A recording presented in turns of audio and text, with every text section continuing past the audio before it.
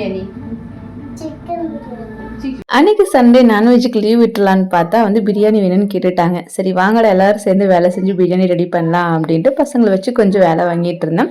குக்கரில் தான் பிரியாணி ரெடி பண்ண போகிறேங்க. ஸோ ஆயில், அதுக்கப்புறம் கீ, ஹோல் ஸ்பைசஸ் அதெல்லாம் புரிஞ்ச பிறகு நீலவாக்கில் கட் பண்ண பெரிய வெங்காயம், கருவேப்பிலை, பச்சை மிளகா போட்டு நல்லா வதங்கின பிறகு இஞ்சி பூண்டு பேஸ்ட்டு, இது கூடவே தக்காளி, தயிர் எல்லாம் போட்டு வதக்கி விட்டுட்டு புதினா, கொத்தமல்லி போட்டு அடுத்துக்கு தகுந்த மாதிரி மிளகாத்தூள், மல்லித்தூள், பிரியாணி மசாலா போட்டுட்டு க்ளீன் பண்ணி வச்சிருந்த சிக்கனையும் போட்டு ஒரு பரட்டி விட்டு தண்ணி எதுவும் ஆட் பண்ணாமல் ஹை ஃப்ளேமில் வச்சு 2 விசில் விட்டு எடுத்தாச்சு.